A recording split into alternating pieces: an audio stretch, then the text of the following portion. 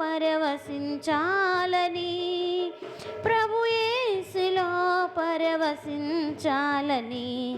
ఒక దివ్యమైన సంగతితో నా హృదయము పొంగెను. ఒక దివ్యమైన సంగతితో నా హృదయము పొంగెను. యేసురాజని నా ప్రియుడని, ప్రియ స్నేహితుడు క్రీస్తని ఒక దివ్యమైన సంగతితో నా హృదయము పొంగెను.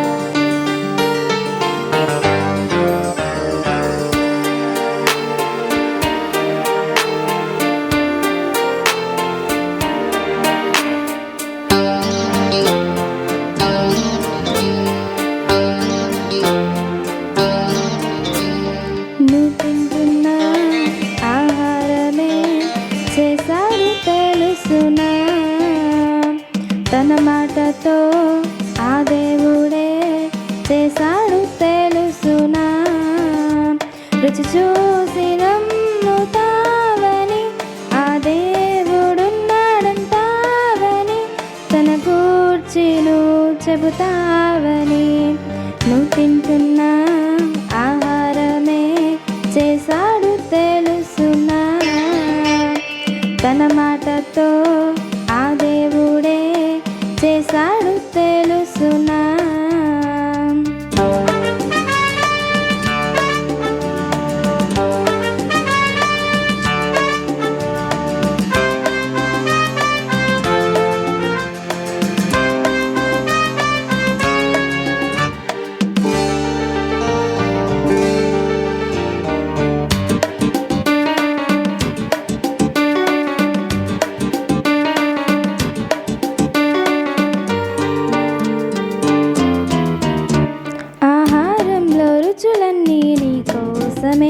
ఈ రుచులన్నీ కనిపించని తన లక్షణమే.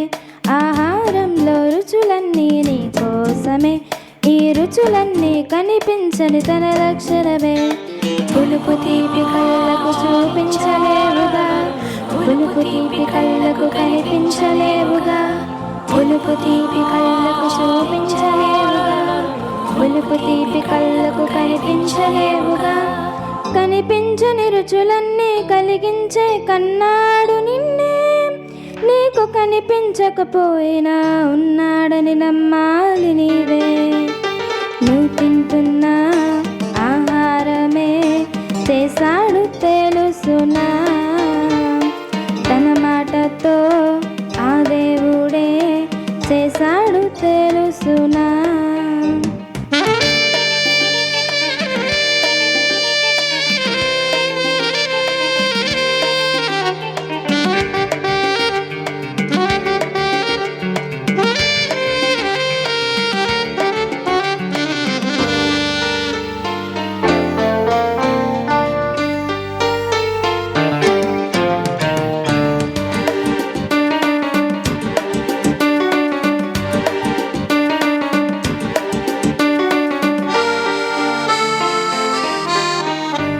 ఈ లోకానికి నువ్వేమీ తెలియదుగా, నువ్వు వస్తావని ఆ దేవుడు చేశాడుగా.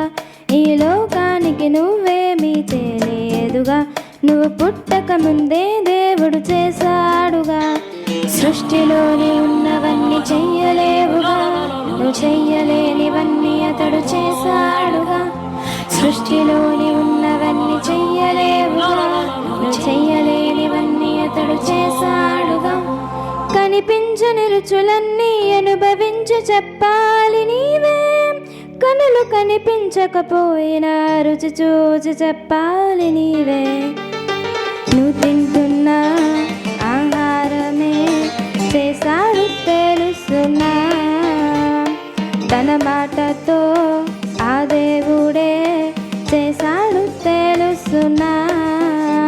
రుచి చూసి నమ్ముతావని ఆ దేవుడున్నాడంటావని, తన గూర్చి నువ్వు చెబుతావని.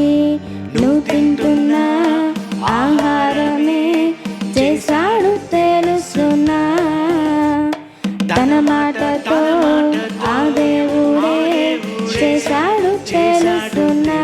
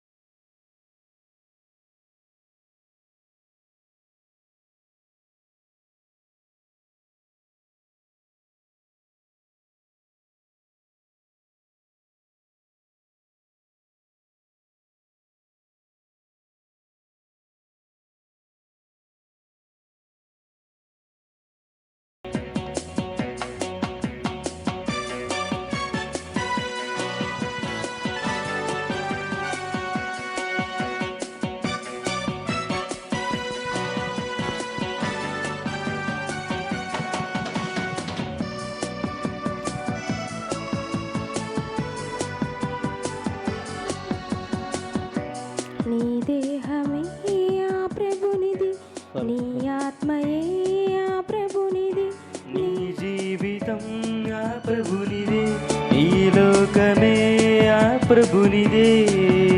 నీకున్నవన్నీ నీవి కావని నువ్వు తెలుసుకో. నీ దేహమే ఆ ప్రభునిది, నీ ఆత్మయే ఆ ప్రభునిది.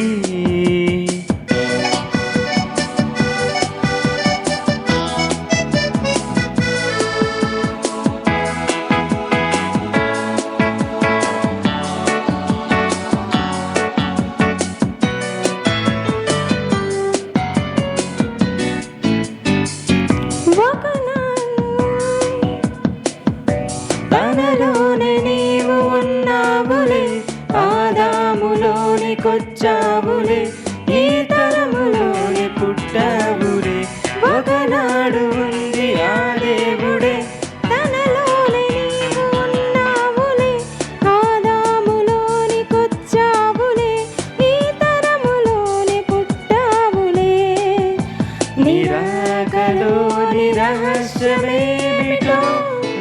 తెలుసుకో.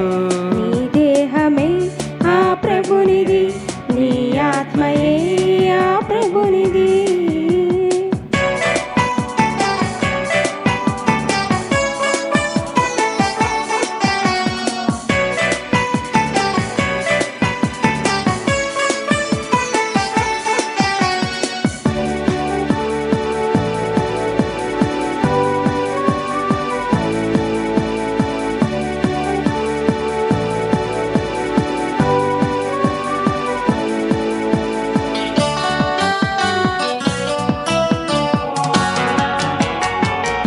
పరలోకమే నీకున్నది, ఈ బ్రతుకులోని పని ఉన్నది, లోకానికే తెలపాలిది, నీ వందుకే బ్రతికున్నది. పరలోకమే నీకున్నది, ఈ బ్రతుకులోనే పని ఉన్నది, లోకానికే తెలపాలిది, నీ వందుకే బ్రతికున్నది. నిరాకలోని రహస్యమేది నువ్వు తెలుసుకో. నీ దేహమే ఆ ప్రభునిది, నీ ఆత్మయే ఆ ప్రభునిది, నీ జీవితం ఆ ప్రభునిదే, ఈ లోకమే ఆ ప్రభునిదే. నీకున్నవన్నీ నీవి కావని నువ్వు తెలుసుకో. నీ దేహమే ఆ ప్రభునిది, నీ ఆత్మయే ఆ ప్రభునిది.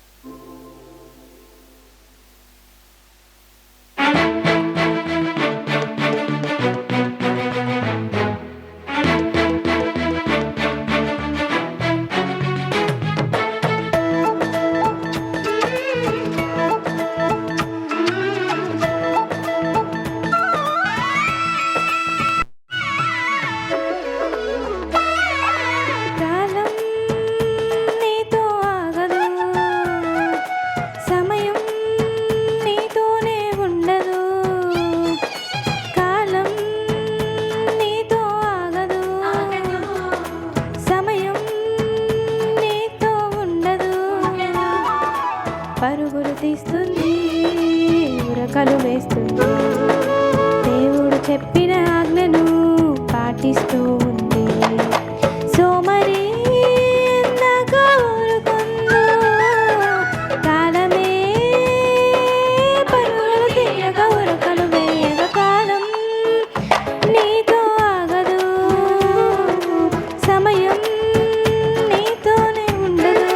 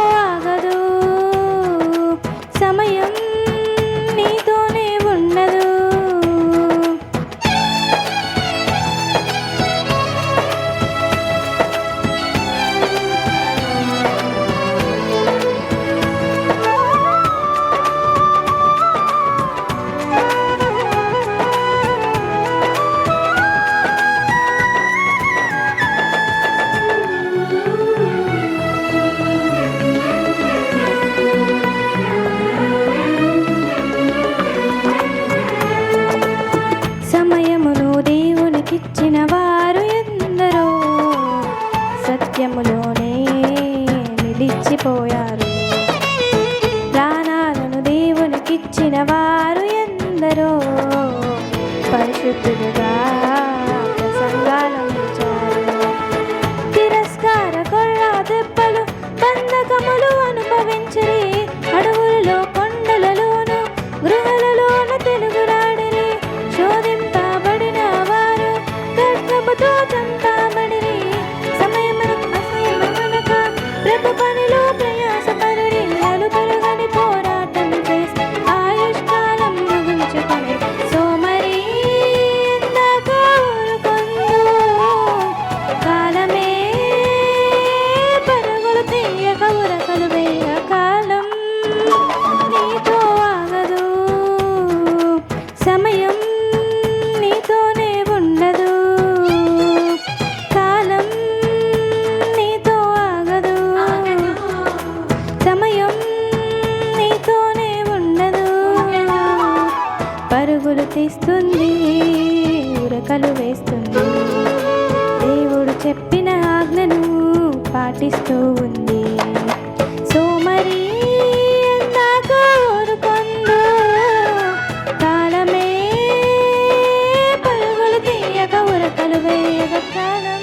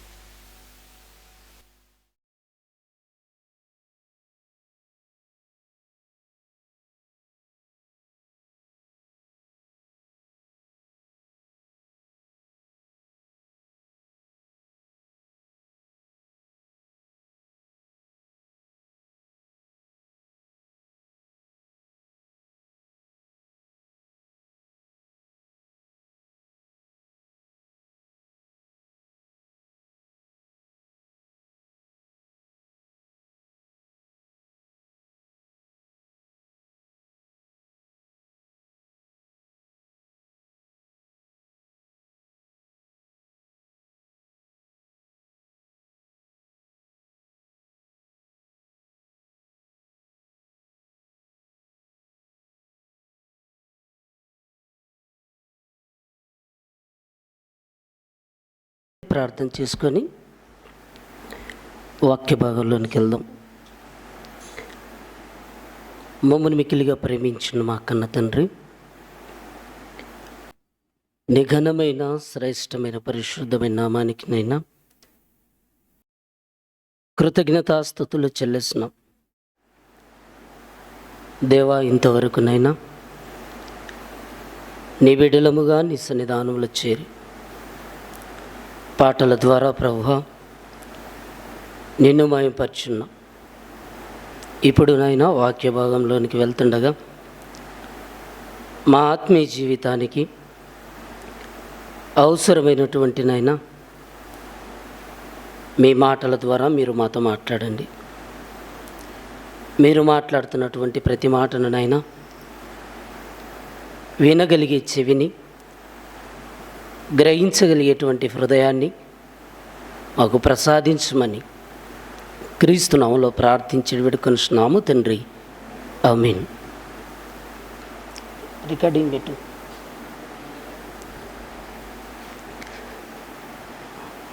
క్రీస్తునందు ప్రేమైనటువంటి దేవుని వారలారా, ఈ రాత్రికాల సమయంలో దేవుని యొక్క జీవగ్రంథంలో నుంచి విలువైనటువంటి మన ఆత్మీయ జీవితానికి అవసరమైనటువంటి మరి పాఠంగా మనం దేవుని మాటలు ఇది నాను కొద్దిగా ధ్యానం చేద్దాం.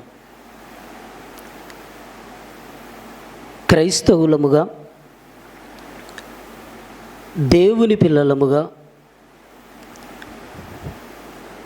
పిలువబడుతున్నటువంటి క్రైస్తవులకు ఒకే బైబిల్ కలిగి ఒకే బాప్తిసం తీసుకొని ఒక దేవుని యందు విశ్వాసం ఉంచి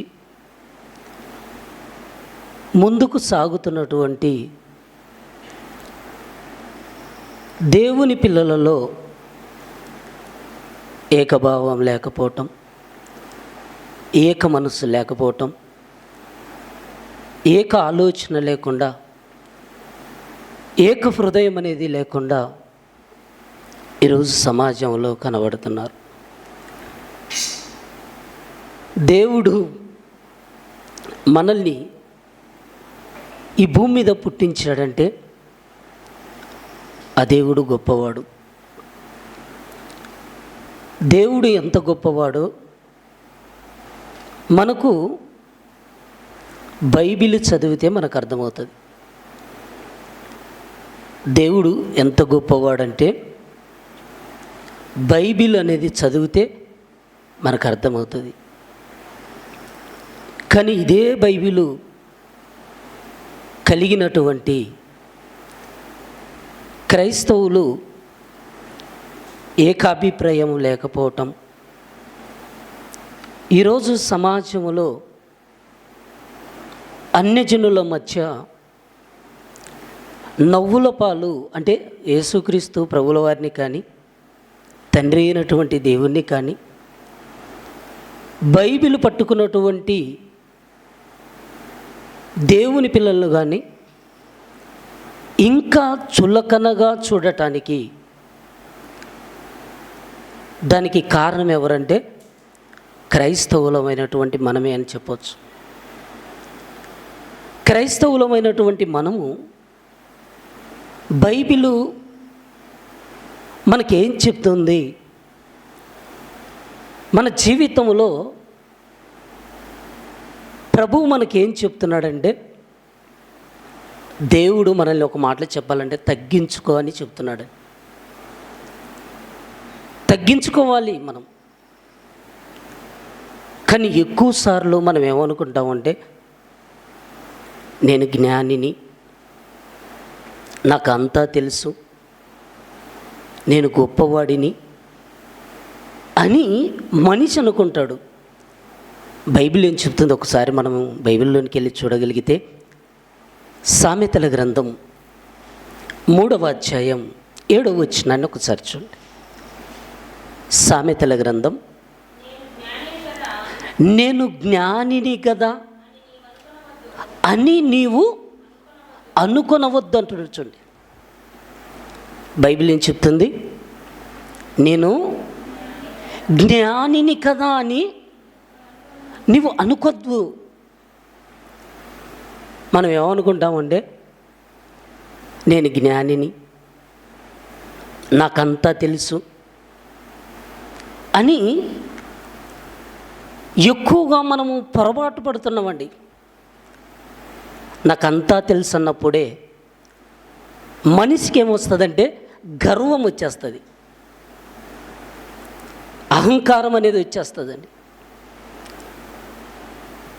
అంటే మనిషి,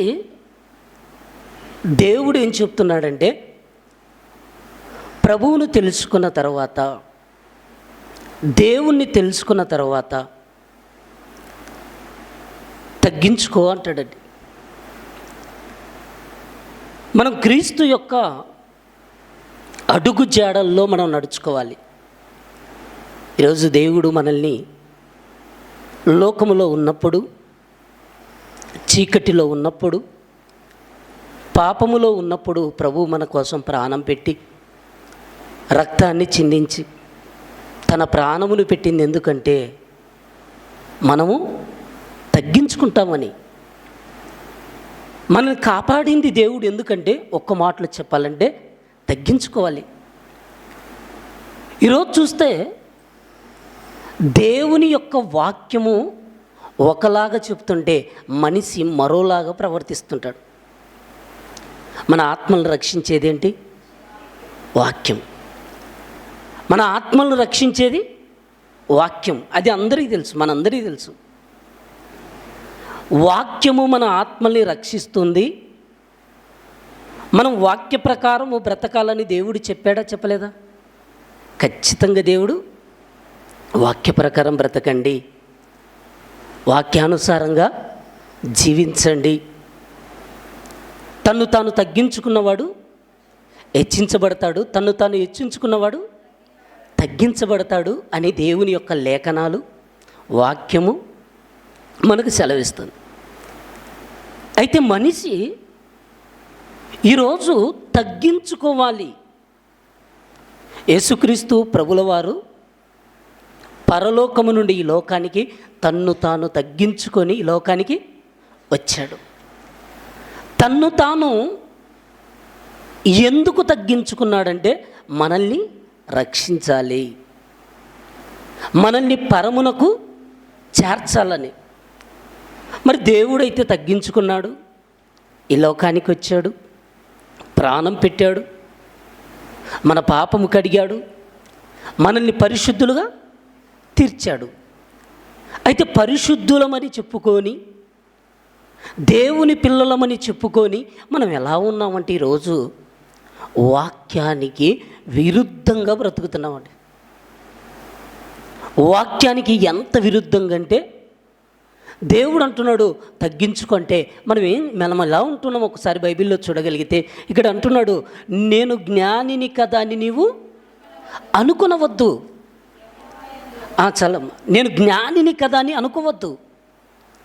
జ్ఞాని అనుకున్న ప్రతివాడు ఏమవుతాడంటే, యాకోబు పత్రిక 1వ అధ్యాయం 21వ వచనాన్ని చూడండి. యాకోబు పత్రిక 1వ అధ్యాయం, అందుచేత సమస్త కల్మషమును విర్రవీగుచున్న దుష్టత్వమును మానమంటున్నాడు. చూడండి, మనకేం చెప్తున్నాడు? నేను జ్ఞానిని కదా అని నీవు అనుకొనవద్దు అని చెబుతూ విర్రవీగుచున్న దుష్టత్వమును మాని అంటున్నాడు. చూడండి, క్రైస్తవులంగా ప్రభు పిల్లలంగా మనం ఏం చేయాలంటే విర్రవీగకూడదు అంటున్నాడండి. కొన్నిసార్లు గొడవ పడుతున్నప్పుడు కూడా నేను ప్రభువుని తెలుసుకున్న తర్వాత నేను సాత్వికంగా మారాను, అది లోకములో నేను నింటే మరోలాగుండేది అన్నట్టుగా చాలామంది అనేక రకరకాల సందర్భాలలో తన నిజ స్వరూపాలను బయట పెడుతూ ఉంటారు. అయితే ఇక్కడ దేవుడు అంటున్నాడు, సమస్త కల్మషమును విర్రవీగుచున్న దుష్టత్వమును మాని లోపల నాటబడి మీ ఆత్మలను రక్షించుటకు శక్తిగల వాక్యమును సాత్వికముతో అంగీకరించమంటున్నాడు. చూడండి, వాక్యాన్ని మనం అంగీకరించాలంటే మనకేముండాలంటే ఇక్కడ సాత్వికం. మోషే గురించి దేవుడు అంటూ, దేవుడు మోషే నా ఇల్లంతటిలో నమ్మకమైన వాడు, భూమి మీద అతని వంటి సాత్వికుడు లేడు అంటాడండి. ఈరోజు సాత్వికం కలిగి క్రైస్తవులు బ్రతకాలని దేవుడు చెప్తుంటే, క్రైస్తవుడు సాత్వికాన్ని పక్కన పెట్టి సాతాను యొక్క మాయలో బ్రతుకుతున్నాడండి. సాతాను యొక్క మాయలో బ్రతకటాన్ని బట్టి అపవాది మనిషిని ఏం చేస్తుందంటే తీసుకెళ్ళిపోతుంది. ఎలా తీసుకెళ్ళిపోతుందంటే, సత్యము, వాక్యము సత్యం, అంతేనా కదా? నీ వాక్యము సత్యము, సత్యమందు ప్రతిష్ట. వాక్యమందు మనం ఉండాలి, వాక్యానుసారంగా మనం బ్రతకాలి అని దేవుడు చెబితే, యేసుక్రీస్తు వెళ్ళినటువంటి మొదటి 100 ఏళ్లలోనే, అపోస్తలులు ఉన్నటువంటి ఆ కాలంలోనే అపవాది మనిషిని తన పని కొరకు వాడుకుంటూ అనేకులను తన కోసం పోగు చేసుకుంటుందంటండి. యోహాను రాసినటువంటి మొదటి పత్రిక 4వ అధ్యాయం 1వ వచనాన్ని ఒకసారి చూడండి. యోహాను రాసినటువంటి మొదటి పత్రిక 4వ అధ్యాయం 1వ వచనం, ప్రియులారా, అనేకులైన అబద్ధ ప్రవక్తలు లోకములోనికి బయలు వెళ్ళి ఉన్నారంట. చూడండి ఎంతమంది ప్రియులారా, అనేకులైన అబద్ధ ప్రవక్తలు అంటుండ. చూడండి, ఒకరు కాదండి, ఇద్దరు కాదు, ఎంతోమంది, చాలామంది అనేకులైన అబద్ధ ప్రవక్తలు లోకములోనికి బయలుదేరారంట. చూడండి, అబద్ధ ప్రవక్తలు అంటే సత్యానికి బదులుగా అసత్యమును ప్రకటించే వాళ్ళని ఇక్కడ తెలియజేస్తున్నాడు. ప్రియులారా, లోకములోనికి అనేకులు అంటున్నాడు. చూడండి, అనేకులైనటువంటి అబద్ధ ప్రవక్తలు లోకములోనికి వెళ్ళారు. లోకములో ఉన్నటువంటి ఈరోజు మనము 2025 సంవత్సరంలో మనం ఉన్నాం. ఈ 2025 సంవత్సరములో బ్రతుకుతున్నప్పుడు దేవుడు మనకిచ్చింది ఏంటంటే వ్యక్తులను చూడమని కాదు, మనం ఏమని చూడాలి? వాక్యమును మనం చూడాలి. మనం వాక్యమును మనం చూస్తూ వాక్యానుసారంగా మనం బ్రతకటానికి మనల్ని మనమే సిద్ధపరచుకోవాలని దేవుడు చెప్తున్నాడు. ఒక సేవకుడిగా, దేవుని పిల్లలుగా ఈరోజు ఎంతోమంది సేవకులు నిలబడుతున్నారు వాక్యాన్ని ప్రకటించటానికి. అయితే దేవుడు అంటున్నాడు, మనము నేను జ్ఞానిని కదా అని మనం అనుకోవద్దు అంటున్నాడు. ఒకటి, విర్రవీగుచున్నటువంటి దుష్టత్వాన్ని మానమంటున్నాడు. మరి దుష్టత్వాన్ని మాని విర్రవీగేటువంటి తత్వాన్ని మనం మానేసి మనం జ్ఞానిని అనుకోకుండా మనం ఏం చేయాలంటే వాక్యము దగ్గరికి రావాలి. వాక్యము ప్రకారము ఇదిగో నేను ప్రకటించాలి, వాక్యమును నేను అనేకులకు తెలియపరచాలి అని మనం దేవుని ఎదుట సరిగా వాక్యాన్ని చెప్పటానికి మనం ఏం చేయాలంటే సిద్ధపడాలంటండి. మనం సిద్ధపడాలంట. అదే పౌలు గారు తిమోతికి రాసినటువంటి 2వ పత్రిక 2వ అధ్యాయం 15వ వచనాన్ని చూడండి. తిమోతికి రాసినటువంటి దేవుని ఎదుట యోగ్యునిగాను సిగ్గుపడనక్కరలేని పనివానిగాను సత్యవాక్యమును సరిగా ఉపదేశించువానిగాను నిన్ను నీవే దేవునికి కనపరుచుకొనుటకు జాగ్రత్త పడుము. ఎంత చక్కగా చెప్తున్నాడు చూడండి. ఇక్కడ మనం ఎక్కువగా ఎవరికి కనపరుచుకోవాలనుకుంటున్నామంటే మనుషుల ఎదుట నేను గొప్పని అనిపించుకోవాలి. దేవుడు ఇక్కడ ఏం చెప్తున్నాడంటే దేవుని ఎదుట యోగ్యునిగాను సిగ్గుపడనక్కరలేని పనివానిగాను సత్యవాక్యమును సరిగా ఉపదేశించువానిగాను నిన్ను నీవే దేవునికి కనబరుచుకొనుము అంటుండు. చూడండి, బైబిలు ఎంత చక్కగా మనల్ని తన సన్మార్గంలో నడవటానికి మనకు తెలియచేస్తుంది. చూడండి, మనం దేవునికి కనపరుచుకోవాలి. ఈరోజు మనకు వాక్యం చెప్పడానికి నాకు అవకాశం ఉందండి. ఇప్పుడు మైక్ దగ్గర నిలబడ్డాం, అనేకులు మన మాటలు వింటున్నారు. అప్పుడు మనం వినేవారిని చెరిపే విధంగా ఉండకూడదండి. మనం వినేవారిని చెరిపే విధంగా ఉండకూడదు. మనం వాదములు పెట్టుకోవటానికి నిలబడకూడదు. దేవుని సన్నిధిలో మనం దేవుని సన్నిధిలో ఎలా ఉండాలంటే ఇదిగో ఒకరిని దేవుని వైపుకు నడిపించే విధంగా, ఇదిగో దేవుని యొక్క వాక్యాన్ని ప్రకటించే వారంగా మనం ఉండాలని దేవుడు సెలవిస్తున్నాడు. ఈరోజు మనం ఆలోచిస్తే అనేకులు నేను జ్ఞానిని అనుకుంటున్నారు. అందుకే విర్రవీగుతూ అహంకారముతో, గర్వముతో దేవుని ఎదుట సరిగా ఉపదేశించవలసినటువంటి సత్యవాక్యాన్ని ఇదిగో మనుషుల ఎదుట గొప్పవాడిని అనిపించుకోవటానికి, మనుషుల్లో ఘనముగా ఉండటానికి, ఎల్లప్పుడూ మనుషుల ఎదుట వారి పేరు ఉండటానికి ఎలాంటిది పెట్టుకుంటున్నారంటే పై మాట చెప్తున్నాడు చూడండి 14వ వచనంలో, వినువారిని చెరుపుటకే గాని మరి దేనికి పనికిరాని మాటలను గూర్చి వాదము పెట్టుకోవద్దు అంటున్నాడు చూడండి. ఎంత చక్కగా చెప్తున్నాడండి బైబిల్. బైబిలు ఎంత చక్కగా మనకు తెలియచేస్తుందంటే, వినువారిని చెరుపుటకే గాని మరి దేనికి పనికిరాని మాటలను గూర్చి వాదము అంటే గొడవ పెట్టుకోవద్దు అంటున్నాడు చూడండి.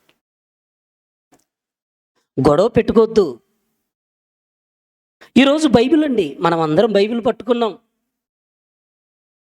బైబిలు వాక్యము రెండంచులు కలిగిన ఖడ్గము అన్నాడు. వాడిగల ఖడ్గం. వాక్యాన్ని ఎటైనా తిప్పొచ్చు. మనకు అనుకూలమైనటువంటి విధంగా మనం ఏం చేసుకోవచ్చు, తిప్పుకోవచ్చు వాక్యాన్ని. మనకి ఎలాగైతే అనుకూలమో అలాగ మనం వాక్యాన్ని మార్చుకోవచ్చు. కానీ వాక్యము దేవుడు ఏం చెప్పాడో అలా మనము చేయటానికి సిద్ధపడాలి. మనుషులు ఈరోజు ఎక్కువగా దేనికి ఇష్టపడుతున్నారంటే, ఎక్కువ మంది ఏది నమ్మితే అది నిజం అనుకోవటానికి మనం ప్రయత్నం పడతామండి. ఎందుకంటే మనం బైబిల్ చదవటం లేదు. ఒకటి, మనం బైబిల్ చదవకపోవటాన్ని బట్టి మనం బైబిల్ దగ్గర కూర్చొని ఏంటి వాక్యం ఇలా ఉందని దేవుడిచ్చినటువంటి జీవగ్రంథాన్ని తెరిచి మన కళ్ళ ముందు పెట్టుకొని మనకంటూ మనం చదువుకొని ఒక నిర్ణయానికి వచ్చేది ఉండదండి. మనం ఎదుటి వాళ్ళు చెప్పినది నిజమనుకొని, వాళ్ళు గొప్పవారు, వారు పెద్దవారు, వారు చెప్పింది రైటు అనుకుంటూ మనం ఏం చేస్తున్నామంటే, బైబిల్ను పరిశోధించక, లేఖనాలను తెలుసుకొనక, బెరియా పట్టణములు ఉన్న వాళ్ళు ఎంత గొప్ప వాళ్ళండి, తెస్సలోనికలు ఉన్నవారి కంటే గనులయ్యుండి ప్రతిదినం ఏం చేశారు, వాళ్ళు లేఖనమును పరిశోధించుతూ వచ్చారంట. చూడండి మనం ఎలా ఉంటామంటే, ఎంత కాన్ఫిడెన్స్ అంటే మనకు ఓవర్ కాన్ఫిడెన్స్ అండి. మనకు ఉండేదంటే ఏంటంటే, పలాని వ్యక్తి చెప్పాడంటే నిజము. యేసుక్రీస్తు ప్రభుల వారు కూడా ఏమంటారు, మీరు ఏమి వినుచున్నారో జాగ్రత్తగా చూసుకోండి అన్నాడు. మీరేమి వినుచున్నారో జాగ్రత్తగా చూసుకోండి. యెహోవా గ్రంథాన్ని ఏం చేయాలంటే పరిశీలించి చూడమన్నాడు. దేవుడు దేవుని గ్రంథాన్ని ఎలా చూడమన్నాడు, పరిశీలించి చూడమన్నాడు. బైబిల్ ఏం చెప్తుంది ఒకసారి మనం వెళ్దామండి. యెషయా గ్రంథం 34వ అధ్యాయం. యెషయా గ్రంథం 34వ అధ్యాయం 16వ వచనాన్ని, యెహోవా గ్రంథమును పరిశీలించి చదువుకోండి అన్నాడు. చూడండి దేవుని గ్రంథాన్ని ఎలా చదువుకోవాలంట, పరిశీలించి అన్నాడు. చూడండి ఈరోజు దేవుని గ్రంథాన్ని పరిశీలించి చదివే వాళ్ళు ఉన్నారంటే చాలా తక్కువ మంది అండి. ఎందుకంటే బైబిలు మనం ఏంటంటే మనకు చదివేంత ఓపిక లేదండి. బైబిల్ను చదివేంత ఓపిక ఈరోజు మనకు లేదు. గనుక ఎవరో చెప్పింది వినాలి, ఆ చెప్పిన దాన్ని బట్టి ఈరోజు మనం నడుచుకోవాలి, అదే నిజమని నమ్మాలి అంటామండి. దేవుడు బైబిల్ ఇచ్చాడండి.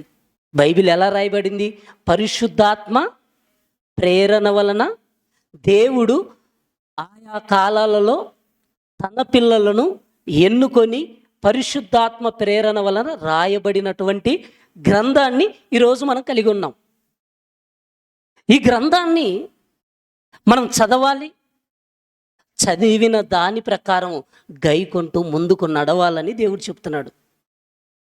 ఈరోజు బైబిల్ అయితే పట్టుకున్నాం, అందరూ ప్రభు దగ్గరికి వచ్చారు, బాప్తిజం తీసుకున్నారు, బైబిల్ కొనుక్కున్నారు, చేత పట్టుకున్నారు, గుడికి వెళ్ళేవారు వెళ్తున్నారు, ఇదే బైబిల్ పట్టుకున్న వారు ప్రకటించే వాళ్ళు ప్రకటిస్తున్నారు. అయితే ఈ బైబిలు పట్టుకున్నటువంటి వారు ఇదిగో లేఖనాల మీద ఏకత్వం అనేది లేదండి. ముందుగానే చెప్పాను, ఏకభావం లేదు, ఏక మనస్సు లేదు, ఏక ఆలోచన లేదు, ఏక హృదయం అనేది లేదండి. ప్రభువు మనల్ని తన పిల్లలుగా మనం బ్రతకాలని, తన కొరకు మనం జీవించాలని, ఈ భూమి మీద మన జీవితం ఏపాటిది చెప్పండి? ఇంతలో కనబడి అంతలో మాయమయ్యి ఆవిరి వంటి జీవితం.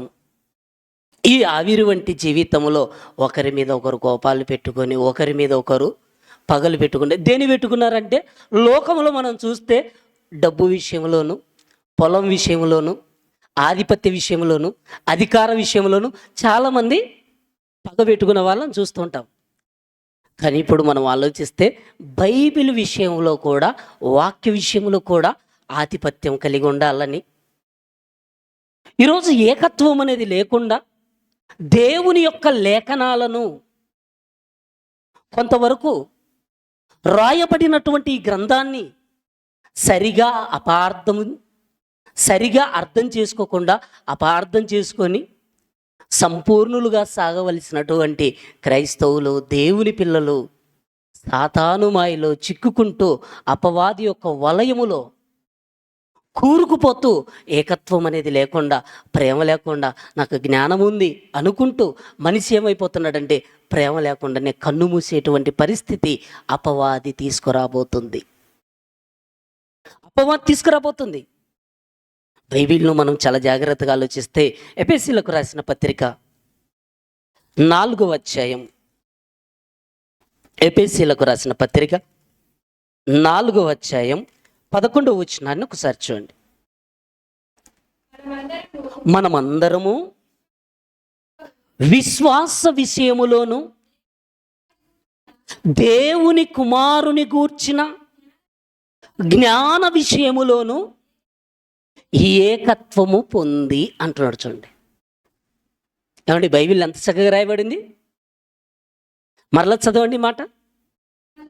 మనమందరము విశ్వాస విషయములో దేవుని కుమారుని గూర్చి జ్ఞాన విషయములోను ఏకత్వము పొంది సంపూర్ణ పురుషుల మగు వరకు, అనగా క్రీస్తునకు కలిగిన సంపూర్ణతకు సమానమైన సంపూర్ణులుగా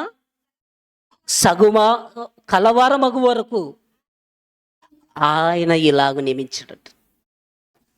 మనమంతండి ప్రభువుని నమ్ముకున్న తర్వాత మనమంతా కూడా ఒకటే.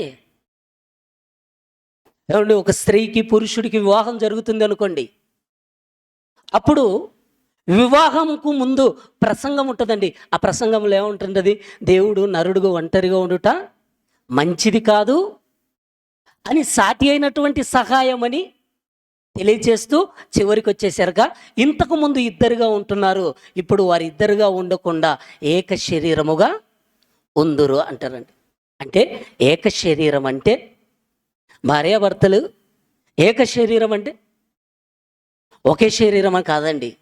భార్య సపరేట్ ఉంది, భర్త సపరేట్. కనబడరా? భార్య భర్తలు ఇద్దరు కూడా సపరేట్ కనబడుతుంటారు. అయితే మనము ఏకత్వము పొంది మనం అందరము ఒక్కొక్కరికి ఒక్కొక్క ఆలోచన, మనం అందరము కూడా దేవుని యొక్క సంపూర్ణతలోనికి మనం వెళ్ళాలని దేవుడు చెప్తున్నాడు. మనం ఎక్కడికి వెళ్ళాలి? దేవుని యొక్క సంపూర్ణత మనకు రావాలి, పరిపూర్ణత మనకు కావాలి.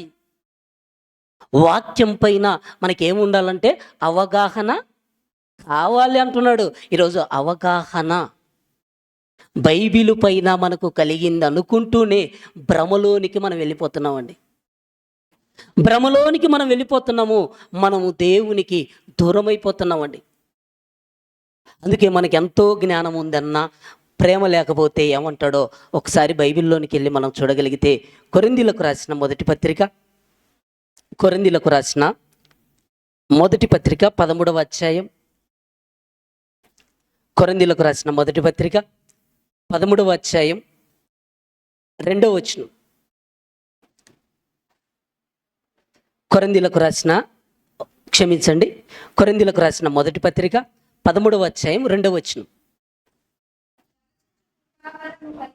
ప్రవచించు కృపావరము కలిగి మర్మములన్నీయు జ్ఞానమంత ఎరిగిన వాడనైనను కొండలను పెకలింపగల సంపూర్ణ విశ్వాసము గలవాడనైనను ప్రేమ లేనివాడనైతే నేను వ్యర్థుడను అంటున్నాడు. చూడండి, నాకు జ్ఞానం ఉంది, నేను మర్మాలను చెప్పగలను, గూఢమైనటువంటి సంగతులను చెప్పగలనని మనం అనుకున్నా ప్రేమ లేని వాడనైతే నేను వ్యర్థుడను అంటున్నాడు. చూడండి, ఇవన్నీ మనం బైబిల్లో ఈ రెఫరెన్స్లన్నీ మనం చూస్తున్నప్పుడు మనకి ఏమర్థం అవుతుందంటే, మన జీవితంలో మనం ప్రేమ కలిగి ఉండాలి, సత్యమును కలిగి మనం ఉండాలి, సహోదర ప్రేమ కలిగి ఉండాలి. వాక్యం పైన మనకి ఏమి ఉండాలంటే మంచి అవగాహన ఉండాలి. మనం దేవుని యొక్క గ్రంథాన్ని ఎప్పుడు కూడా పరిశీలిస్తూ ఉండాలి. అంటే ఈరోజు మనమే ఒకటి తప్పన్నాను అనుకోండి, బయట ఉన్న వాళ్ళు ఎన్నంటారు చెప్పండి? మనల్ని మనమే నిందించుకోవటాన్ని బట్టి అపవాదికి మనం అవకాశం ఇచ్చినట్ట కదా? మనం ఖచ్చితంగా అపవాదికి అవకాశం ఇచ్చాం.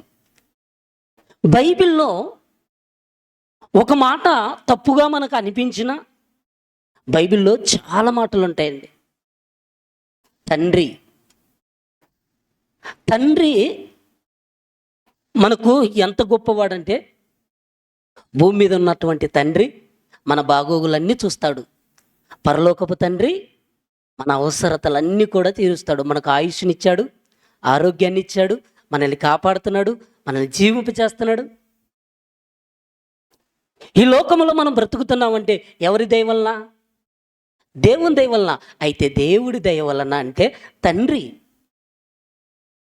ఆ తండ్రి ఎంత గొప్పవాడో తెలియచేస్తూ మత్తయి సువార్త 23వ అధ్యాయం 9వ వచనంలో చెప్తున్నాడు. చూడండి, మత్తయి సువార్త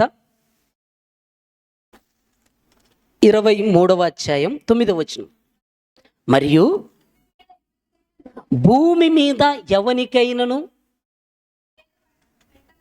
తండ్రి అని పేరు పెట్టవద్దు, ఒక్కడే మీ తండ్రి.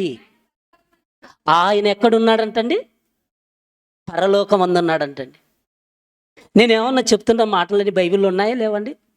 ఖచ్చితంగా ఉన్నాయి కదా. ఈ ప్రసంగం ఎవరిన్నా తర్వాత ఎవరిన్నా మనం మాట్లాడేటువంటి ప్రతి మాట ఒకదానమ్మట ఒకటి బైబిల్లో కనబడాలి, అంతే.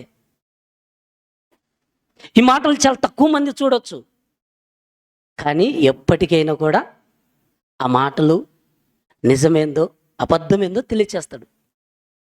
ఎంత చక్కగా అంటున్నాడంటే, మీ తండ్రి ఎక్కడున్నాడంటే పరలోకమందు ఉన్నాడు. పరలోకమందు ఉన్నాడు తండ్రి. ఆ తండ్రి గురించి పోయిన వారం చెప్పానండి. ఆ తండ్రి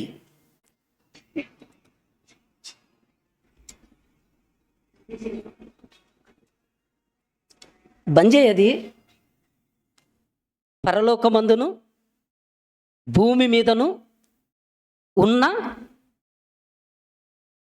ప్రతి కుటుంబము ఏ తండ్రిని బట్టి పిలువబడుచున్నదని పోయిన వారమే చూసామండి. ఎఫెసీయులకు రాసిన పత్రిక 3వ అధ్యాయం 14వ వచనంలో పోయిన వారంలో మనం చూసాం. పరలోకమందును భూమి మీదను ఉన్న ప్రతి కుటుంబం అన్నాడండి. పరలోకమందు భూమి మీద ఉన్నటువంటి కుటుంబానికి తండ్రి ఎవరు? ఎక్కడున్నాడు ఆయన? పరలోకమందున్నాడు. పరలోకమందును భూమి మీద ఉన్నటువంటి ప్రతి కుటుంబానికి తండ్రి ఎవరు? తండ్రి అయినా దేవుడు. ఆయనే యెహోవా. ఆయన ఏమంటాం మనం? యెహోవా. ఆయన ఆత్మలకు తండ్రి, అందరికీ తండ్రి అయిన దేవుడు అనే మాట బైబిల్లో ఉంది.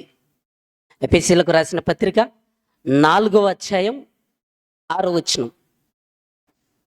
ఎఫెసీయులకు రాసిన పత్రిక 4వ అధ్యాయం 6వ వచనంలో ఏమనుంది? అందరికీ తండ్రి అయిన దేవుడు ఒక్కడే అంట. చూడండి, అందరికీ తండ్రి అయిన దేవుడు ఒక్కడే.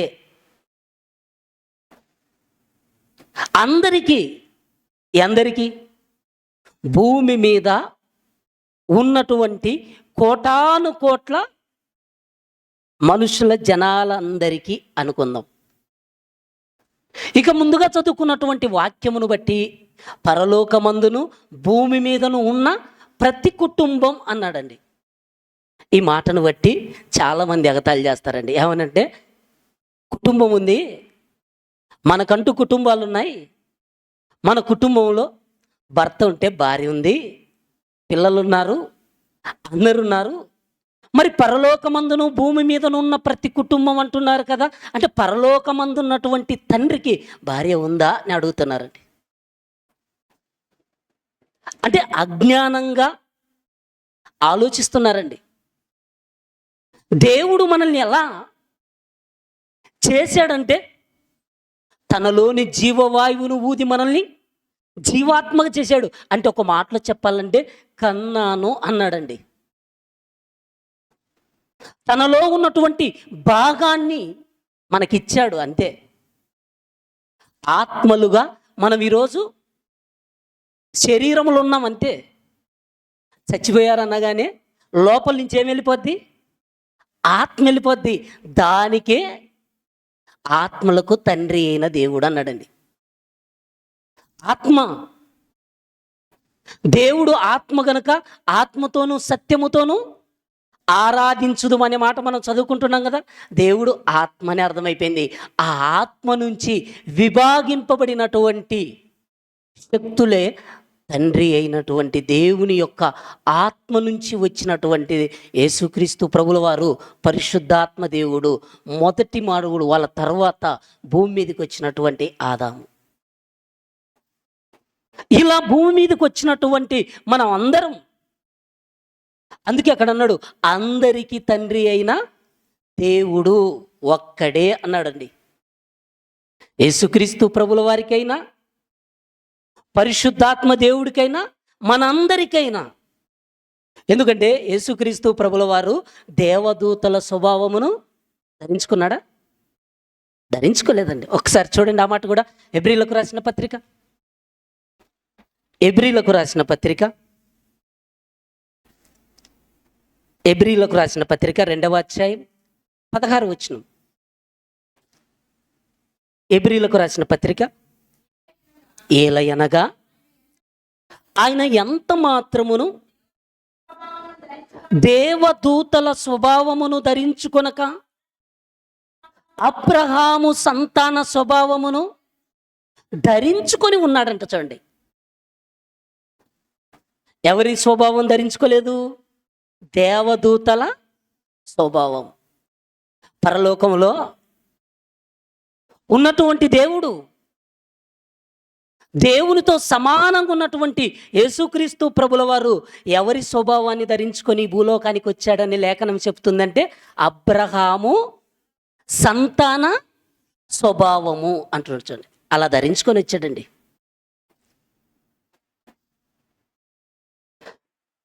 యేసుక్రీస్తు ప్రభుల వారు ఈ లోకానికి వచ్చి కూడా ఏమన్నాడంటే, ప్రార్థన చేయటం కూడా పరలోకమందున్న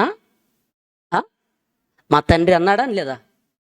పరలోకమందున్న మా తండ్రి అని ప్రారంభించాడు. అంటే యేసుక్రీస్తు ప్రభులోకంలో కూడా శరీరధారిగా ఈ లోకానికి వచ్చిన ఆయనలో ఏముందంటే ఆత్మ ఉంది. ఆత్మ, పరిశుద్ధాత్మ ద్వారా మరియమ్మ గర్భములోనికి ప్రవేశపెట్టబడ్డాడు దేవుడు. అలా భూమి మీదకి వచ్చినటువంటి యేసుక్రీస్తు ప్రభుల వారు కొంతకాలం ఈ భూమి మీద బ్రతికాడు, ప్రాణం పెట్టాడు, వెళ్ళిపోయాడు. పరిశుద్ధాత్మ దేవుడు కూడా ఈ లోకానికి వచ్చాడు. ఇప్పుడు మనకు బైబిల్లో మనం చూస్తే తండ్రి అయిన దేవుడు ఉన్నాడు, యేసుక్రీస్తు ప్రభుల వారు ఉన్నారు, పరిశుద్ధాత్మ దేవుడు ఉన్నాడు. ఇది ఉన్నారని మనం నమ్ముతున్నాం. ఇప్పుడు ఆత్మలకు తండ్రి అయిన దేవుడు అనే పదం కనపడుతుందండి. ఆత్మలకు తండ్రి అయిన అంటాడండి. ఆత్మల కంటే దేవదూతలు పరిచారకులవి, మనకు పరిచర్య చేయాలి, మనకు సేవ చేయాలి. పరలోకమందున్నటువంటి దేవుడు గొప్పవాడుగా, అందరికీ దేవుడు ఒక్కడిగా ఆయన ఉన్నప్పుడు పౌలు గారు చెబుతూ అందరికీ తండ్రి అయిన దేవుడు ఒక్కడే అంటూ హెబ్రీలకు రాసిన పత్రిక 12వ అధ్యాయం 9వ వచనానికి వచ్చేలాగా చెప్తున్నాడు. చూడండి, హెబ్రీలకు రాసిన పత్రిక 12వ అధ్యాయం 9వ వచనం. మరియు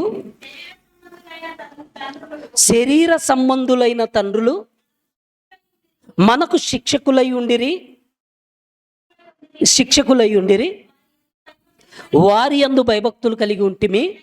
అట్లయితే ఆత్మలకు తండ్రి అయిన వానికి అని రాయబడింది. చూడండి, అండర్లైన్ చేసుకో. ఆత్మలకి తండ్రి అయిన వానికి అన్నాడు. చూడండి, అంటే ఆత్మలకి, ఆత్మ మొదటి మానవుడైనటువంటి ఆదాములోనికి ఆత్మ ఎక్కడ ప్రవేశపెట్టాడు దేవుడు అంటే, దేవుడైన యెహోవా నేల మట్టితో నరుణ్ణి నిర్మించి వాని నాసికారంధ్రములోనికి జీవవాయువును పంపగా నరుడు జీవాత్మ అయ్యాడండి. అప్పుడు జీవించేటువంటి ఆదాముగా ప్రాణి అయిపోయాడు. అంటే ఒక మానవుడయ్యాడు, భూమి మీద ఉన్నాడు. నరుడు ఒంటరిగా ఉండటం మంచిది కాదని చెప్పేసి, నరుడు ఒక్కడే కాదు, నరుడికి సహాయం కావాలని ముందుగానే ఏం చేశాడంటే ఆదాముకు గాఢ నిద్ర కలగచేసి ప్రక్కటెముకలో నుంచి ఎముకను తీసి స్త్రీని చేశాడు. ఇప్పుడు ఆదాము అవ్వల యొక్క గర్భవాసము నుండి కోట్ల మంది ప్రజలు పుట్టుకొచ్చారు. ఇప్పుడు ఆత్మలకు తండ్రి అయినటువంటి దేవుడు పరలోకమందుంటే ఆ తండ్రి మనకు బైబిల్లో మొదటిగానే ఆదికాండం 1వ అధ్యాయం 26వ వచనంలో చెప్తున్నాడు. చూడండి, ఆదికాండం 1వ అధ్యాయం 26వ వచనంలో ఏమని చెప్తున్నాడు? దేవుడు మన స్వరూపమందు మన పోలిక చొప్పున అంటాడు. చూడండి, దేవుడు అంటండి మన స్వరూపమందు మన పోలిక చొప్పున నరులను చేయుదము అంటున్నాడు. చూడండి, అంటే మన ఈ పదం బైబిల్లో రాయబడిందండి. మనం ఏం రాయలేదు ఇది. ఇప్పుడు బైబిలు కలిగినటువంటి క్రైస్తవులముగా బైబిలులో రాయబడినటువంటి అక్షరానికి మనం ఏం చేస్తున్నాం అంటే విలువిస్తున్నాం. దేవుడు రాయించాడు, ఇది రాయించింది దేవుడు పరిశుద్ధాత్మ ప్రేరణ వలన. దేవుడు మన స్వరూపమందు మన పోలిక చొప్పున నరులను చేయుదము అంటే మన అన్నున్నది. అంటే ఇక్కడ ఏకవచనం కాదండి, బహువచనం. అంటే ఒకరికంటే ఎక్కువగా, ఇద్దరికంటే ఎక్కువగా ఉన్నదాన్ని మన అంటారండి. సృష్టి ఆరంభముకు ముందే పరలోకములో యేసుక్రీస్తు ప్రభుల వారు ఉన్నారు. మనం ఎప్పుడు చదువుకుంటామండి, ఎట్లనగా తన ప్రియుని యందు తాను ఉచితముగా మనకు అనుగ్రహించిన తన కృపామహిమకు కీర్తి కలుగునట్లు తన చిత్త ప్రకారమైనటువంటి దయా సంకల్పము చొప్పున యేసుక్రీస్తు ద్వారా మనల్ని ముందుగా ఏర్పరచుకున్నాడని ఎఫెసీయులకు రాసిన పత్రిక 1వ అధ్యాయం 4-6 వచనాలలో మనం చదువుకుంటుంటాం. ఎందుకంటే దేవుడు తన చిత్త ప్రకారము మనల్ని ఏం చేస్తున్నాడంటే ఏర్పాటు చేసుకున్నాడు అని ప్రణాళికలో పౌలు గారు ముందుగానే జరిగినటువంటి సంగతిని పరిశుద్ధాత్మ ప్రేరణ వల్ల కూడా దేవుడు రాయించాడు. అంత గొప్పగా బైబిల్లో రాయిస్తే ఇక్కడ ఆదికాండం 1వ అధ్యాయం 26వ వచనంలో దేవుడు మన స్వరూపమందు మన పోలిక చొప్పున నరులను చేయుదము అన్నాడు. అంటే తన పోలిక చొప్పున తన స్వరూపమందు అంటే అప్పటికే ఉన్నటువంటి యేసుక్రీస్తు ప్రభుల వారైతేనేమి, తండ్రి అయినటువంటి దేవుని దగ్గర పరిశుద్ధాత్ముడు కూడా ఉన్నాడని మనకు అర్థమవుతుందండి. ఆదామును అవ్వని ఇద్దరిని కూడా దేవుడు ఆదాము అవ్వల్ని ఇద్దరిని కూడా ఏదైనా తోటలో పెట్టినప్పుడు మీరు తోటలో ఉన్నటువంటి అన్ని వృక్ష ఫలాలు తినండి, తోట మధ్యలో ఉన్నటువంటి వృక్ష ఫలాలను తినొద్దు అన్నాడండి. అపవాది వచ్చింది, అవి తింటే మీరు ఎలా ఉంటారో తెలుసా, దేవతలైపోతారు, మీరు గొప్పవారైపోతారు అని చెప్పి ఆదాము దగ్గరికి వెళ్ళినా ఆదాము మోసపరచకపోయినా అవ్వ దగ్గరికి వెళ్ళిపోయి అవ్వతో లాలుచిపడి జోకొట్టి మాయమాటలు చెప్పి ఖచ్చితంగా ఆ పండు తెంపి తినిపించేంత గొప్ప పని సాతాను చేసింది. అవ్వ తిన్నది ఆదాము కూడా తిన్నాడు.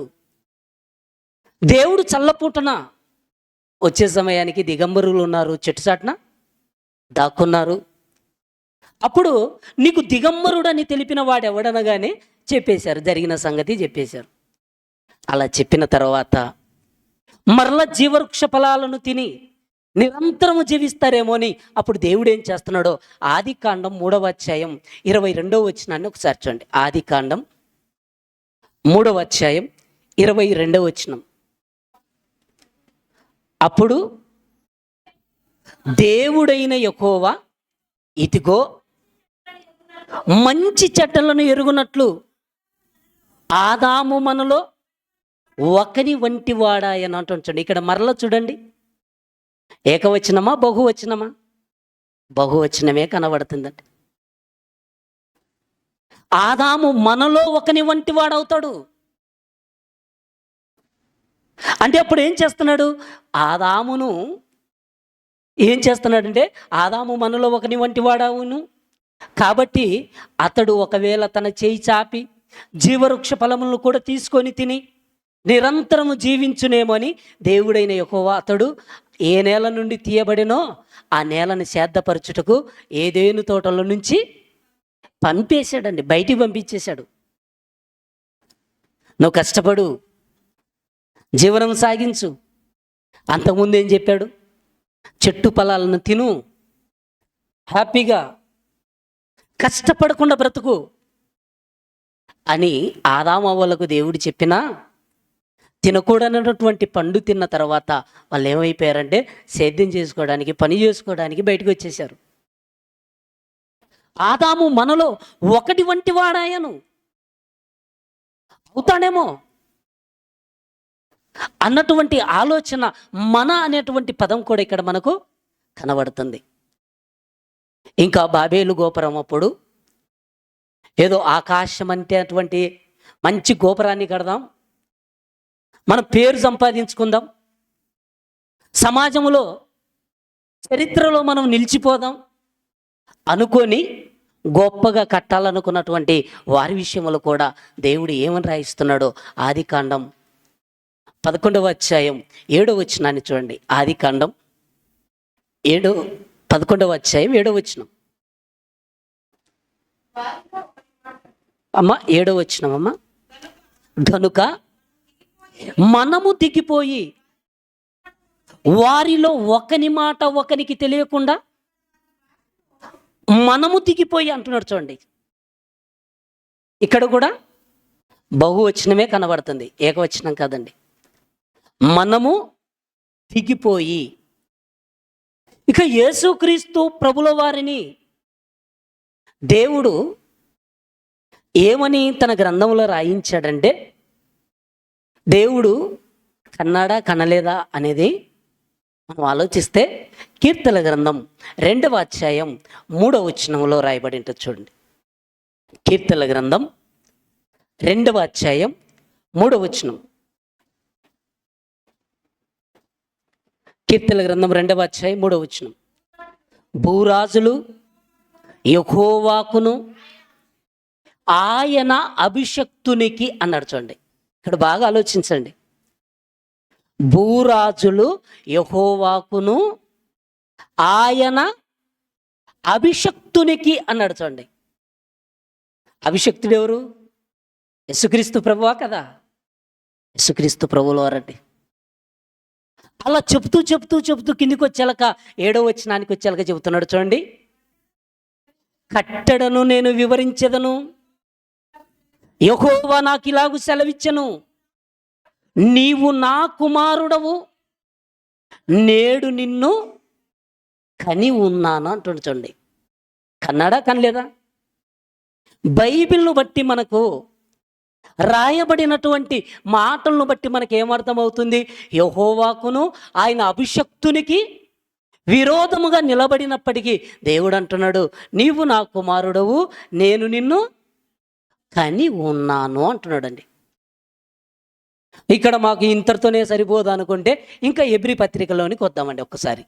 ఎబ్రీలకు రాసిన పత్రిక 1వ అధ్యాయం, ఎబ్రీలకు రాసిన పత్రిక 1వ అధ్యాయం 3వ వచనాన్ని చూడండి. ఆయన దేవుని యొక్క మహిమ యొక్క తేజస్సును, ఆయన తత్వము యొక్క మూర్తిమంతమునై ఉండి తన మహత్తు గల మాట చేత సమస్తమును నిర్వహించుచు పాపము విషయములోను శుద్ధీకరణము తానే చేసి అని చెప్పుకుంటూ వస్తున్నాడు చూడండి. అంటే దేవుడు తన గురించి, తన తత్వము యొక్క శక్తిని గురించి చెప్పుకుంటూ వస్తున్నప్పుడు ఇదిగో కుమారుడి గురించి చెబుతున్నాడు. కిందికి వచ్చాక 5వ వచనంలో, ఏలయనగా నీవు నా కుమారుడవు, నేడు నేను నిన్ను కని ఉన్నాను అంటుండు చూడండి.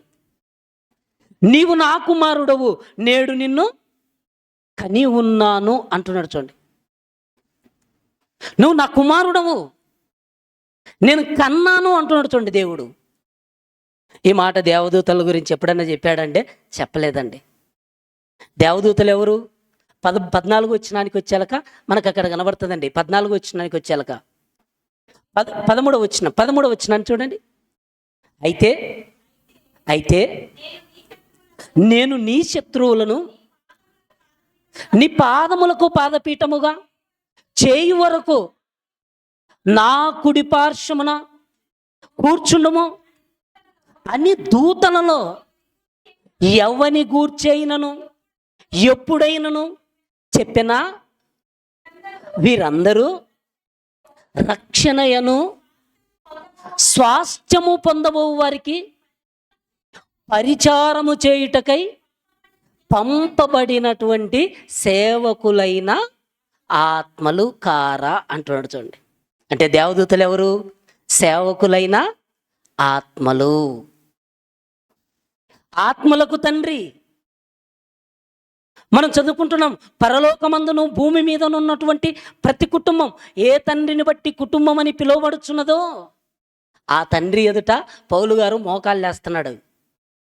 అది మనం చూసాం.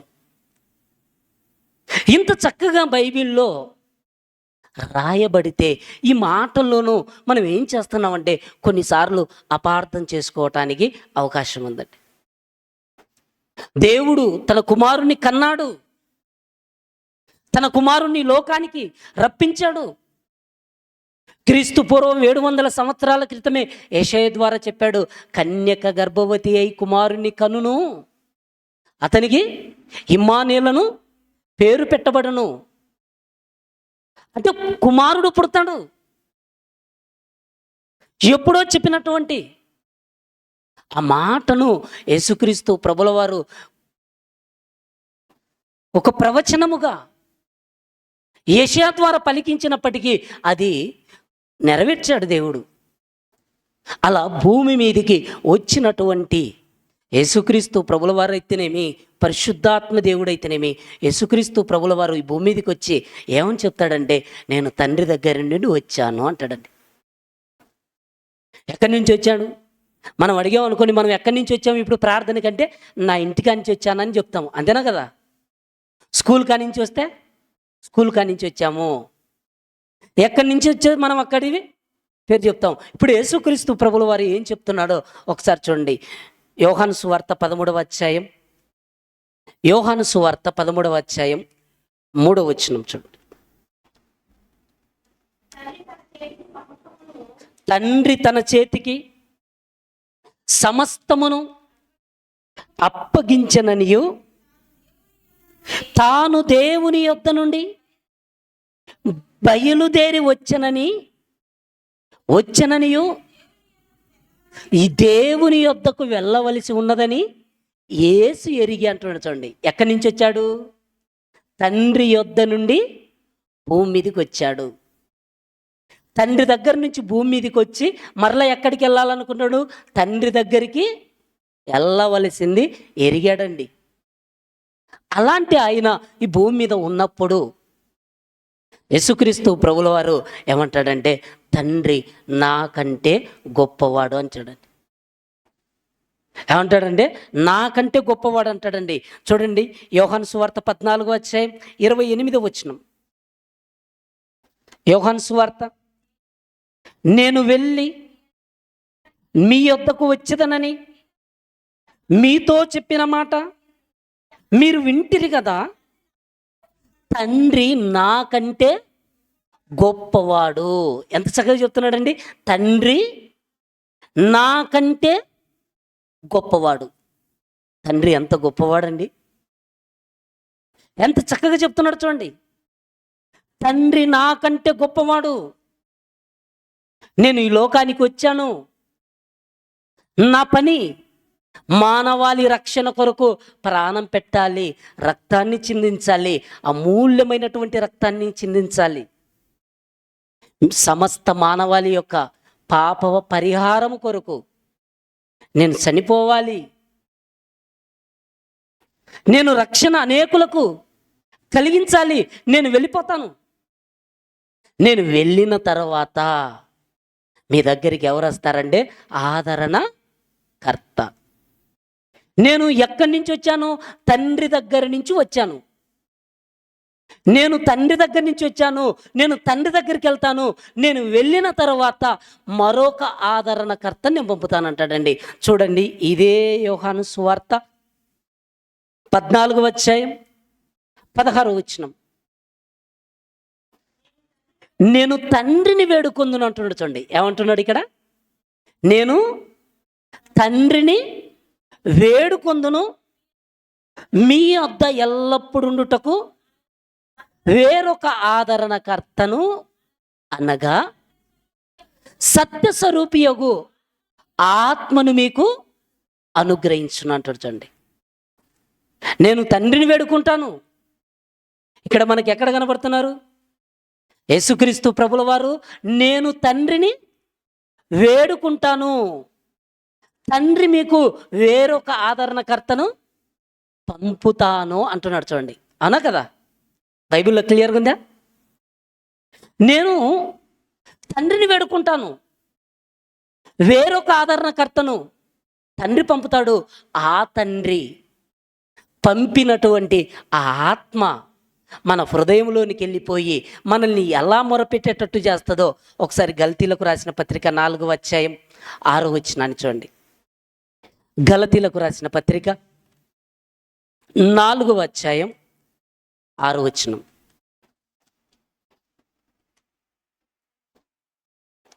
గలతీలకు రాసిన పత్రిక 4వ అధ్యాయం 6వ వచనాన్ని ఒకసారి. మరియు మీరు కుమారులై ఉన్నందున నాయనా తండ్రి అని మొరపెట్టు తన కుమారుని ఆత్మను దేవుడు మన హృదయములోనికి పంపెను అంటాడు. చూడండి, ఎంత చక్కగా చెప్తున్నాడు. చూడండి, మీరు కుమారులై ఉన్నందున ఆయన నాయనా తండ్రి అని మొరపెట్టు తన కుమారుని ఆత్మను దేవుడు మన హృదయంలోనికి పంపుతాడంట. చూడండి, మన హృదయంలోనికి దేవుడు పంపుతానంటున్నాడు. అంటే ఇక్కడ మనకు బాగా క్లియర్ కనబడుతుంది. యేసుక్రీస్తు ప్రభుల వారు, నేను తండ్రిని వేడుకుంటాను, నా తండ్రి నాకంటే గొప్పవాడు, ఆ తండ్రిని నేను వేడుకుంటే మీకు వేరొక ఆదరణకర్తను దేవుడు పంపిస్తాడు. ఆ ఆదరణకర్త వచ్చిన తర్వాత మన హృదయములో దేవుడు మన హృదయములోనికి పంపెను అంటున్నాడు. చూడండి, మొరపెట్టడానికి. యేసుక్రీస్తు ప్రభుల వారు ఈ భూమి మీదకి ఉన్నప్పుడు ఈ భూమి మీద ఏం చెప్పాడు? ఆయన తనంతట తానేమి రాలే. ఆయన తండ్రి యొక్క చిత్తాన్ని నెరవేర్చడానికి ఈ లోకానికి వచ్చాడు. వచ్చిన ఆయన, నేను తండ్రి దగ్గర ఏదైతే విన్నానో, ఏదైతే నేను నేర్చుకున్నానో అదే మీకు నేను ప్రకటిస్తున్నాను అంటాడు. చూడు, యోహాను సువార్త 8వ అధ్యాయం, యోహాను సువార్త 8వ అధ్యాయం,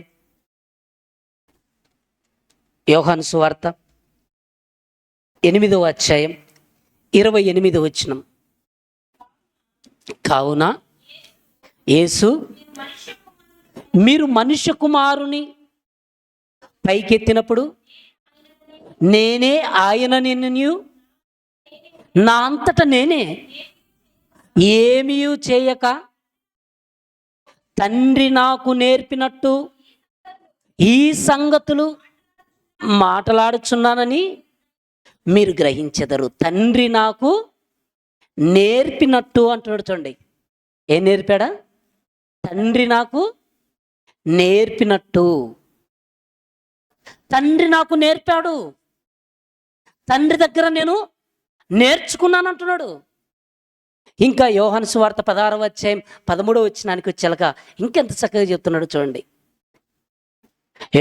అయితే ఆయన అనగా సత్యస్వరూపి అయిన ఆత్మ వచ్చినప్పుడు మిమ్మును సర్వసత్యములోనికి నడిపించును. ఆయన తనంతట తానే ఏమీ బోధింపక వేటిని వినెనో వాటిని బోధించి సంభవింపబో సంగతులను మీకు తెలియచేయను అంటాడు. చూడండి, వేటిని విన్నాడో వాటినే బోధించాడండి. క్లియర్గా బైబిల్ ఉందా లేదా? ఏమన్నా నేను అక్కడిక్కడ ఏమన్నా కలిపానండి? ఎన్ని రెఫరెన్సులు బైబిల్ నుంచి చూపిస్తున్నానో ఆలోచించండి. యేసుక్రీస్తు ప్రభుల వారు వేటినైతే విన్నాడో వాటినే బోధించాడండి. యేసుక్రీస్తు ప్రభుల వారు పరలోకంలో తండ్రి దగ్గర ఉన్నాడండి. తండ్రి దగ్గర ఎలా ఉన్నాడంటే ఎంత గొప్పగా ఉన్నాడో సామెతల గ్రంథం 8వ అధ్యాయం 30వ వచనములో చూద్దాం. చూడండి, సామెతల గ్రంథం 8వ అధ్యాయం 30వ వచనం. నేను ఆయన యొద్ద ప్రధాన శిల్పినై అనుదినము సంతోషించుచుంటిని, నిత్యము ఆయన సన్నిధిని ఆనందిస్తున్నాడంట. చూడండి, అనుదినము అంటున్నాడు. చూడండి, ఆయన కలుగజేసినటువంటి పరలోకమును బట్టి, ఆయన కలుగజేసినటువంటి సమస్త సృష్టిని బట్టి అనుదినము సంతోషిస్తున్నాడండి. అందుకే మనం యోహాను సువార్త 1వ అధ్యాయం 1వ వచనం చదువుకున్నప్పుడు ఆది యందు వాక్యము ఉండెను, వాక్యము దేవుని యొద్ద ఉండెను, ఆ వాక్యము దేవుడై ఉన్నాడంట. చూడండి, ఏమై ఉంది? వాక్యము దేవుడై ఉన్నాడు. ఆది యందు వాక్యము ఉండెను, వాక్యము దేవుని యొద్ద ఉండెను, ఆ వాక్యము దేవుడై ఉండెను. మనం చాలాసార్లు కొన్ని విషయాల్లో పొరపాటు పడుతూ ఏదో మనం మాట్లాడేస్తుంటామండి. కానీ దేవుడు ఎప్పుడు పుట్టాడు, ఎప్పుడు ఈ లోకానికి వచ్చాడనేది ఇంకా మనం బైబిల్లో చూడగలిగితే యెషయా గ్రంథం 48వ అధ్యాయం 16వ వచనాన్ని చూడండి. యెషయా గ్రంథం 48వ అధ్యాయం, ఆది నుండి నేను ఆది నుండి రహస్యముగా మాటలాడిన వాడను కాను, అది పుట్టిన కాలము మొదలుకొని నేను అక్కడనున్నవాడను. ఇప్పుడు ప్రభువు యెహోవాయు ఆయన ఆత్మయు నన్ను పంపెను అంటాడు. చూడండి ఎంత చక్కగా ఉందండి బైబిల్. ప్రభువు యెహోవాయు ఆయన ఆత్మయు నన్ను పంపెను. యేసుక్రీస్తు ప్రభుల వారు పరలోకము నుండి ఈ లోకానికి పంపబడ్డాడు, వచ్చాడు. ఆ లోకంలో పరలోకములో ఉన్నటువంటి ప్రభువు ఈ లోకములో జన్మించాడు.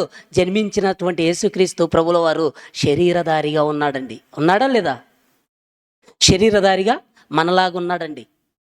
కృపాసత్య సంపూర్ణుడుగా ఈ లోకంలో నివసించి గొప్పగా ఆయన జీవిస్తున్నప్పుడు యేసుక్రీస్తు ప్రభుల వారు దేవుని యొక్క చేత ఆశ్చర్యకార్యాలు, అద్భుతాలు, కుంటివారికి నడక, మూగవారికి మాట, చెవిటివారికి వినికిడి, మూగవారికి మాట, ఇలా దేవుడిచ్చి గొప్పగా చేస్తున్నప్పుడు పేతురుతో యేసుక్రీస్తు ప్రభుల వారు, ఇదిగో మనుష్య కుమారుడనైనటువంటి నేను, నా గురించి అసలు జనులు ఏమని చెప్పుకుంటున్నారని అడుగుతాడండి. యేసు ప్రభువు పేతురును పిలిచి శిష్యులతో ఉన్నప్పుడు అసలు నా గురించి ఏమనుకుంటున్నారు అని అన్నప్పుడు ఏమంటున్నాడు ఒకసారి చూడండి. మత్తయి సువార్త 19వ అధ్యాయం, మత్తయి సువార్త 19వ అధ్యాయం 13వ వచనం కంచి చూడండి. అప్పుడు అమ్మ క్షమించండి అమ్మ, మత్తయి సువార్త 16వ అధ్యాయం 13వ వచనం అండి. మత్తయి సువార్త 16వ అధ్యాయం 13వ వచనం. యేసు ఫిలిప్పుదైన కైసరయ ప్రాంతమునకు వచ్చినప్పుడు మనుష్య కుమారుడెవరని జనులు చెప్పుకొనుచున్నారని తన శిష్యులను అడగగా, వారు కొందరు బాప్తిసమిచ్చు యోహానని, కొందరు ఏలియా అనియు, కొందరు ఇర్మియా అని, లేక ప్రవక్తలలో ఒకడని చెప్పుకొనుచున్నారని చెప్పారండి. మనిషి కుమారుడు గురించి జనులు ఏమనుకుంటున్నారంటే ఈ బాప్తిసమిచ్చు యోహానని కొందరు, ఏలియా అని కొందరు, ఇర్మియా అని కొందరు.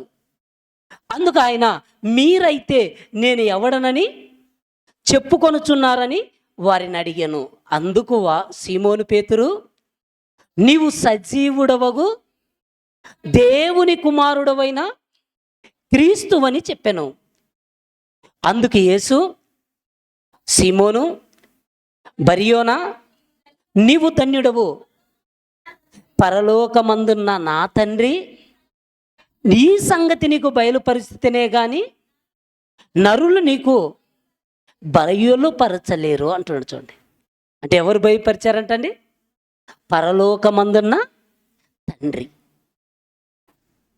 ఇక భూమి మీద ఉన్నటువంటి చాలామంది యేసుక్రీస్తు ప్రభుల వారి యొక్క పేరు ఏం కదా అంటే, ఒక మాటలో చెప్పాలంటే ఆయన కుమారుడి పేరైనా నీకు తెలుసా అంటాడండి. ఆయన పేరు మనం ఈరోజు ఒక్కొక్క దాని విషయంలో ఒక్కొక్క వాదం అండి. కొందరు అంటారు యేసుక్రీస్తు పేరు తప్పు అంటారు. అంటే ఒక మాట చూడండి, ఇర్మియా సామెతల గ్రంథం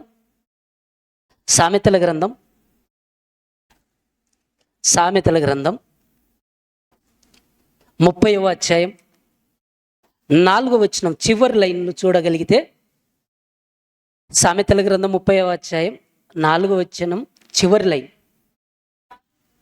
ఆయన పేరేమైనను, ఆయన పేరేమో, ఆయన కుమారుని పేరేమో నీకు తెలిసి ఉన్నదా అంటాడు. చూడండి, ఆయన కుమారుని పేరేమో, ఆయన పేరేమో కానీ, ఆయన కుమారుని పేరేమో కానీ నీకు తెలిసి ఉన్నదా అని క్వశ్చన్ మార్క్ కనబడుతుంది. చూడండి, మనము ఎక్కువగా వేటి విషయంలో వాదం అనేది పెట్టుకోకూడదు, అంతేనా కదా? దీన్ని బట్టి మనకేమర్థమైంది? మనం యెహోవా గ్రంథాన్ని పరిశీలించి చదువుకోవాలి. ఇదిగో నేను జ్ఞానిని కదా అని నీవు అనుకొనవద్దు. విర్రవీగుచున్నటువంటి దుష్టత్వాన్ని మాని సాత్వికంతో ఆత్మలు రక్షించగలిగేటువంటి శక్తి కలిగిన వాక్యమును అంగీకరించమంటున్నాడు. ఇన్ని విషయాలు మనం బైబిల్లో చూస్తున్నప్పుడు మనం ఎలా వెళ్ళిపోతున్నాం? యేసుక్రీస్తు స్వరం, ఆయన కుమారుడి స్వరం విన్నారే తప్ప తండ్రి అయినటువంటి దేవుడి స్వరం వినలేదు. యేసుక్రీస్తు ప్రభుల వారు చనిపోయి ఎక్కడున్నాడో వచ్చే వారం కంటిన్యూ చేద్దాం. తల్లు వంచినట్టయితే ప్రార్థన చేసుకుందాం.